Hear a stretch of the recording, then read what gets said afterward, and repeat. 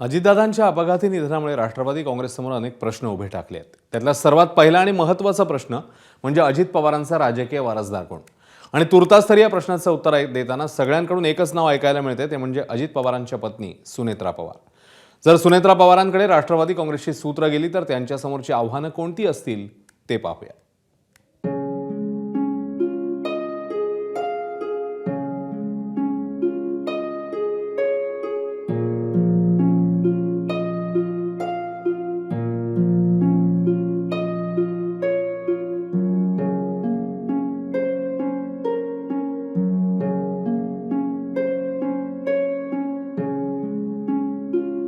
कुणाच्याही ध्यानी मनी नसताना अजित पवारांनी या जगाचा निरोप घेतला.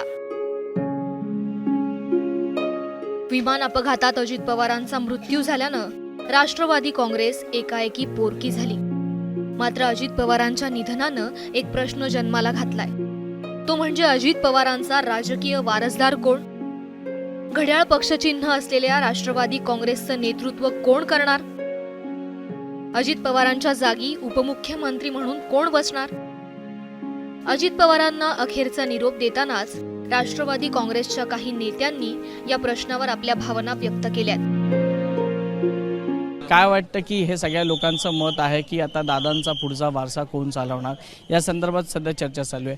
आपण एक वरिष्ठ नेते आहात, अनुभवी नेते आहात, काय वाटतं आपल्याला की आता हा वारसा कोणी चालवणार. आता सगळ्यांची मागणी तशी जी काय होते ती आता जे रस्त्यात येताना तर वहिनींना पुन्हा कुठंतरी त्या ठिकाणी मिनिस्ट्रीमध्ये आणावं अशी जनतेची अगदी प्रामाणिक इच्छा आहे. त्या पद्धतीनं वरिष्ठांबरोबर बसून ती चर्चा करून तसा निर्णय घ्यायला विनंती करू. सुनेत्रा पवारांना उपमुख्यमंत्री करणं हीच अजितदादांना खरी श्रद्धांजली असेल असं राष्ट्रवादीचे नेते आणि कॅबिनेट मंत्री नरहरी झिरवाळ यांना वाटतंय. सुनीत्राताईंना उपमुख्यमंत्रीपद मिळावं अशी देखील अशीच मग पहिल्यांदा मी तेच सांगितलं का सुनेत्राताईंना तुम्हाला काय वाटतं करावं. एक दादांना एक श्रद्धांजली होईल, दादांचा वारसा पुढं चालू राहील, पवार कुटुंबाचा वारसा चालू राहील. राष्ट्रवादी काँग्रेसची सूत्र सुनेत्रा पवार यांच्याकडे सोपवली पाहिजेत अशी एकट्या नरहरी झिरवाळांची इच्छा नाहीये, तर अनेक नेत्यांनी या मताला सहमती दर्शवली आहे. सुनेत्रा वहिनींनी आता या पुढच्या काळामध्ये हे सर्व आम्हाला सर्व लोकांना सांभाळलं पाहिजे. कारण भोळी भाबडी राष्ट्रवादीचे कार्यकर्ते ते दादाच्या बरोबर आहे. लबाडीपणा दादाला कधीच चालला नाही आणि म्हणून तमाम कार्यकर्त्यांना माझी अपेक्षा आहे तर माझे कार्यकर्ते ह्या मोठ्या संकटातनं सामोरे जायचा प्रयत्न करतील. इतकं सोपं नाही येते, दादांना विसरणं तर शक्यच नाही आणि दादासारखा नेता या पुढच्या काळामध्ये महाराष्ट्रामध्ये निर्माण होईल याची मला खात्री वाटत नाही. अजित पवारांच्या जाण्याचा धक्का सहन करण्यापलीकडचा आहे.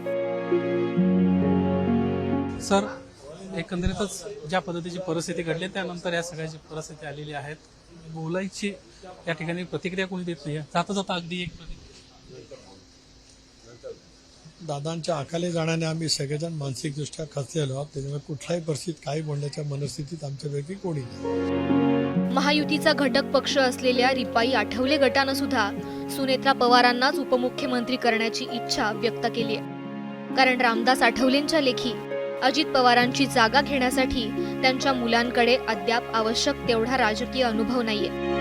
मला असं वाटतं की अजितदादा पवार यांचा वारसा चालवण्यासाठी जी दोन मुलं आहेतच आहे, पण अजून तेवढी त्यांना अनुभव नाही. पण सुनेत्रा पवार यांना चांगला अनुभव आहे. त्या लोकसभा लढल्या पण त्या निवडून आल्या नाही. त्यानंतर त्या राज्यसभेवरती आल्या आणि अजितदादांच्या पाठीचे त्या ताकदीनं अनेक वर्षांपासून उभ्या राहिलेल्या आहेत. त्यामुळं अजितदादांचा वारसा पुढे चालवायचा असेल तर सुनेत्रा पवार यांनी डेप्युटी सीएम व्हावं ही जी कार्यकर्त्यांची इच्छा आहे. त्याप्रमाणे मला वाटतं की सुनेत्रा पवार यांनी ही जबाबदारी स्वीकारावी असं माझं वैयक्तिक मत आहे. राष्ट्रवादी, मग ती अजितदादांची असो किंवा शरद पवारांची, पक्षाची कमान आतापर्यंत तरी पवार कुटुंबाकडेच राहिली आहे. अजित पवारांच्या पाठीमागे सुद्धा ती पवार कुटुंबाकडेच राहावी अशी भावना काही नेते उघड उघड व्यक्त करतायत. यदा कदाचित कुणाला ही भावना पटत नसली तरी सुनेत्रा पवारांच्या नावाला विरोध करण्याचं धाडस आणि राजकीय चूक आता तरी कुणी करेल असं वाटत नाही. अजित पवारांच्या राजकीय वारसदाराची व्याप्ती फक्त उपमुख्यमंत्री पदापुरती मर्यादित नाहीये, तर त्या वारसदारासमोर अनेक आव्हानं उभी आहेत. अजितदादा हयात असताना राष्ट्रवादी काँग्रेसचं सत्तेमधलं जे स्थान होतं ते स्थान अबाधित ठेवणं, दोन्ही राष्ट्रवादी काँग्रेस एक झाल्या तर पक्षाची कमान आणि नेतृत्व स्वतःकडे ठेवणं, फोडाफोडीचं राजकारण शिगेला पोहोचलं असताना पक्षाचे शिलेदार स्वतःसोबत कायम ठेवणं, पवार कुटुंबातल्या पुढच्या पिढीची राजकीय कारकीर्द प्रस्थापित करणं, दिल्लीश्वरांशी समन्वय साधून पॉलिटिकल बार्गेनिंग पॉवर कायम ठेवणं, अशा अनेक पातळ्यांवर यशस्वी कामगिरी करून दाखवण्याचं आव्हान अजित पवारांच्या राजकीय वारसदारासमोर असणार आहे. वैभव परब, एबीपी माझा, मुंबई. एबीपी माझा, उघडा डोळे बघा नीट.